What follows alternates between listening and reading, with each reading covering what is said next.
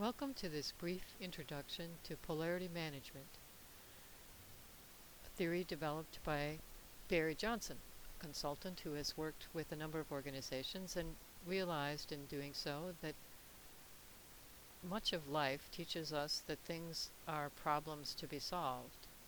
We experience that particularly in our educational system, where we look for the right answer to questions on tests.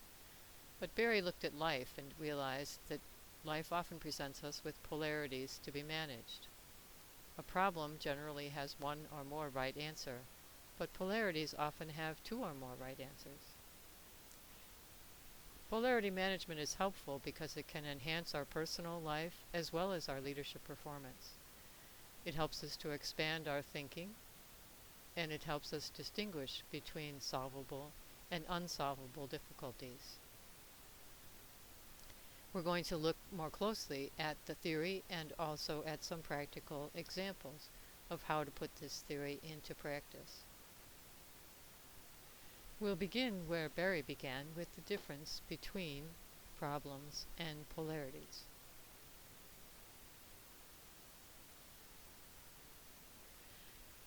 Let's go back to the grade school example. If I were to ask you, how do you spell the word cat? What would your expectation be around the correct way to respond to that question? Well, what Barry tells us is that much of our educational system has trained us to think in very narrow terms. We think of all of life in the same way we would address this question. How do you spell the word cat? There is only one solution for which your teacher will give you a correct answer: C-A-T. Now, if we think about it, many of the questions we are asked during all of our school experience replicates this throughout the grades. We are asked questions that are similar to how do you spell cat, who's the first president of the United States. We get the same thing in history, in what years did certain events take place. We get the same thing in mathematics. If I were to ask you the question, how much does 4 plus 4 equal? There's only one correct answer. There's no way around it. And what Barry says is that this procedure, this experience of constantly being tested on what is the one right answer to the problem, and in our classroom there always is just one right answer, we are trained to look at all of life as a problem, so that the answer to the question 4 plus 4 is going to be not 10, not 12, not 15, not 22, but 8. And that this experience, in some sense, brainwashes us into thinking that this is the way all of life works. So Barry pondered this and realized that that's great under certain circumstances. We do need to know. There are many positive results from our taking this approach, because there are problems that do have one right answer, and there are many situations in which we need to discuss that and work it out. So, for example, if a group of you and your coworkers are trying to decide where to eat lunch, you can only choose one restaurant. Once you choose that restaurant, you're done.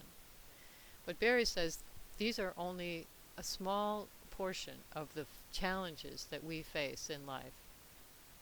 Life might give us a question with many independent answers. For example, the restaurant question. We could eat at a French restaurant, an Italian restaurant, a Mexican restaurant, and each of those answers is independent one from the other. Once we choose one, we have to let go of the rest.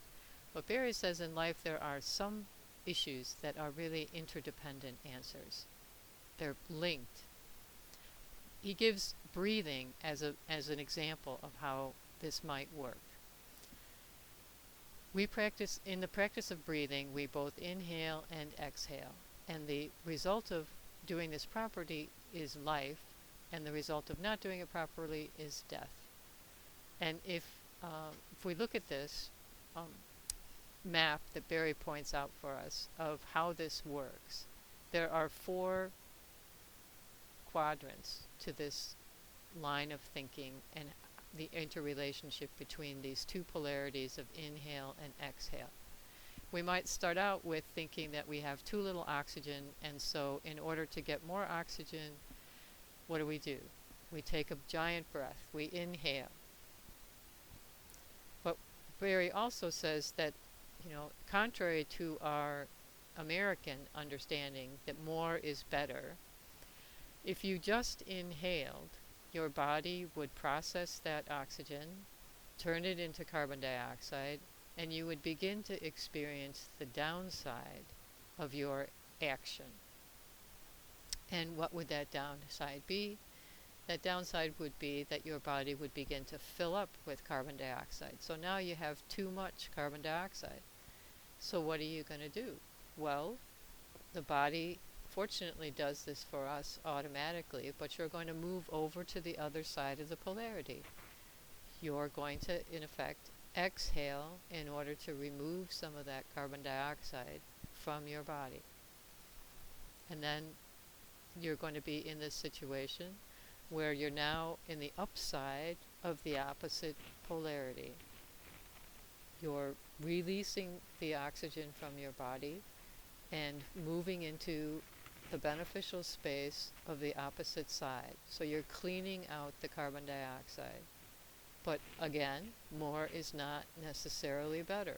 So doing more exhaling is a one-way street that leads us back into the downside where we started, because now we're moving into the space and the reality where we have actually too little oxygen, and that's we start to get the signal that says, okay, I need to move back up and over into the positive side of the opposite polarity, so that what Barry says is it's like this infinity loop, that what we want to do, it's a constant process of balancing these 2 polarities, inhaling and exhaling. It can't be an either or. You either inhale or exhale. It's got to be the balance of both, and at the right degree, so that the infinity loop is kind of on the upper edge of this 4-quadrant map. So you're trying to keep it above the middle line so that you're experiencing the positive aspects of both. Now let's look at another question that we might want to address, and some people are finding is a significant one in terms of a struggle with what we might call work-life balance. We could see these as 2 polarities instead of opposites. On the one side we have work life, and on the other side we have home life. And again, the 2 of these together will bring us to a quality of life rather than the opposite, which is at the bottom of the quadrant map, which is death, or in this scenario, an empty life. An either or point of view might say, well, we have to work because we have to earn a living. There are very positive aspects of working. I'm stimulated by it. I get to use my gifts and talents. I get to contribute to others. And the downside of my staying home all the time, of course, would be that we'd be broke. If I don't have a job, there's no money. There's lack of stimulation. I don't have an opportunity to feel like my life has meaning and purpose. What Barry points out is that oftentimes, as individuals, we can see our own upside and the opposite downside better than we can see our own downside. So, as in this next slide, the downside of too much focus on the work life is a neglect of relationships, possible burnout, no time for personal interests, creativity, hobbies. And so we want to move up to the positive aspect of the home life, which is, focus on the quality of our relationships, a time to rejuvenate, a time to take a break from the stress of our work perhaps, and explore our own personal interests. Now, if you're in a conversation with someone, it may be that I can see the upside of my focus on work life and my partner sees the upside of home life. But I've been working so much that I'm starting to experience the downside of my focus on the work life, and I actually need someone else to be in conversation with me in order to help me recognize that and begin to bring this into balance. That's why looking at these polarities with a group of people, or even just one other person, can be very beneficial. Again, the other person might be much more familiar with the argument against my upside, and be able to argue for moving into their own position of positive relationships, rejuvenation of work, exploring the personal interests, etc. So what we're trying to do is not have too much focus on either one of the downsides related to these polarities, but to get a sense of how we can bring a greater balance. And there is no end to it. It's always going to be, that's why the infinity loop is such a good symbol for this, because it's something that we're going to have to struggle for forever. We're going to have to always be working this polarity of work-life balance. So I hope this this example in itself would help you to recognize that there's no easy answer here for this question. It's a daily sense of trying to stay in the benefits of both quadrants, gaining the benefits of the work life and gaining the benefits of a home life. So let's look at another one specifically related to leadership and management. We might recall that some people talk about the difference between a really tight management style or a very loose management style, very laissez-faire, or letting people sort of do what they want, as opposed to someone who's really the much more command and control type leader. So you might want to pause this video for a moment and just think about this. What would be some of the positive aspects of a tight command and control leadership as opposed to a loose leadership? And what might be some of the positives of the loose leadership? So here's a diagram that kind of addresses some of that. Loose leadership, under loose leadership, people might feel that things are not too clear, things are pretty ambiguous, I don't really know what I'm supposed to do, things are kind of chaotic. So we might want to move towards having a little bit tighter control so that people are clear about expectations and things are a little bit more orderly. There are some ways in which, command and control can be helpful, and in certain situations. But again, too much of the polarity leads to its downside. And so under the too much command and control, people begin to feel as though the environment in the workplace is very rigid, there's over control, that I'm being micromanaged, and it becomes, rather than beneficial, a stressful situation. And what do we need to do then? Well, we need to move back up to the upside of the opposite polarity and introduce into the situation a little bit more flexibility, because actually flexibility is what helps in leading towards innovation and creativity.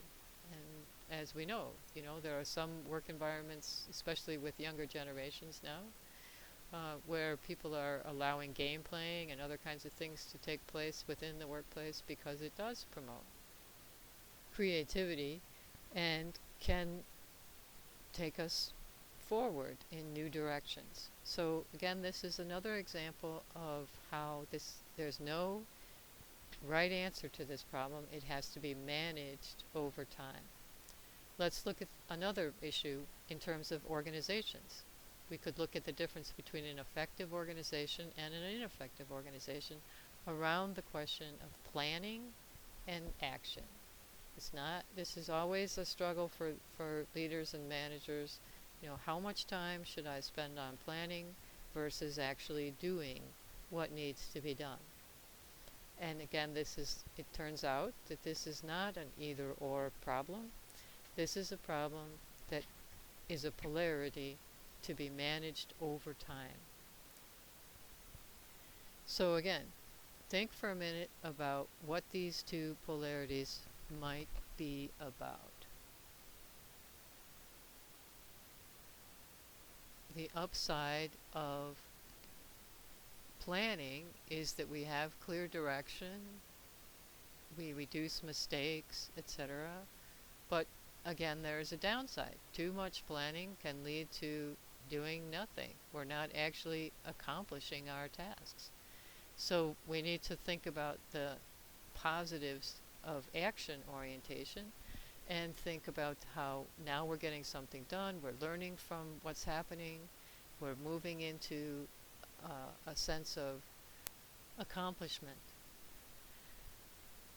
But again, if we keep too much focus on the action, we'll be doing, but we won't know why. We end up, situations might change, environments might change, customer needs and wants might change. So now we've got a movement that's not connected to a good sense of direction, or maybe we're making mistakes, we're wasting things because of the mistakes.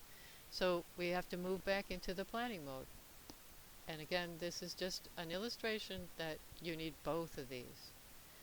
Now, one of the things that has come up for me and others that I've talked with in workshops is the whole idea of feminine and masculine principles in leadership.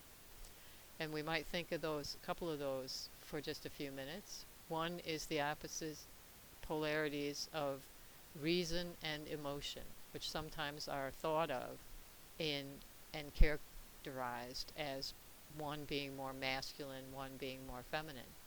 But again, we're in a situation where this is not actually an either-or issue. It's something that needs to be managed as a polarity, because reason helps us in our planning, it helps us with our structure, it helps us with clear direction, but too much of it, again, moves into the idea or the experience of being too rigid, being too exclusive, a lack of full participation perhaps, and especially a lack of our embodied experience. So we move over to a more feminine, emotional kind of logic and thinking that, and an intuition, things that come in terms of a sense of belonging, of feeling comfortable in the organization, feeling like I am participating. Another example of this masculine-feminine sort of polarity is the thinking around competition and cooperation. How can these two actually be a polarity that needs to be managed rather than an either-or situation where we have to choose one or the other? What benefits are there to competition? And when would competition lead you into the downside of that polarity? And when do you need to begin collaborating with others, working with others in order to be at your best? So here are some examples. Competition actually can lead to improved performance, better results, sustainability, getting that competitive advantage, helping people feel energized and motivated, as we know from athletics, etc. But if you just stick with that mindset and that kind of behavior, you end up with its downside. And so you need to be thinking about, well, what are the benefits of the opposite? What are the benefits of collaboration? We might be really good at what we do, but again, the environment has changed. I need to learn from others, or I need to work with others because I don't have all the resources I need. Another popular polarity in terms of the masculine-feminine approaches to leadership has to do with structures and with decision making, or these words hierarchy and mutuality. That there are, again, times and situations perhaps in which a hierarchical organizational structure, like in the case of an emergency or emergency responders to a situation where clear sense of who's in charge here is helpful. The a more mutual relationship among co-workers also has its benefits. And so we need to be aware of this and attuned to this. And you can work with your teams to use this diagram that Barry has presented us with to help people talk through the upside and the downside of these different things. And remember that I said at the beginning that it's often the case that we're aware of our own upside and our opposite partners in the dialogue's downside more so than we are aware of even what our own downside represents. So here's a few resources for where you can learn more about polarity management. This is just a brief introduction, and there's certainly more about this on the site, but I just wanted to walk you through this and hope that my narration and the slides give you enough to learn something about this dilemma that we're in, where life doesn't always present us with problems. Sometimes it presents us with polarities, and that these polarities must be managed over time.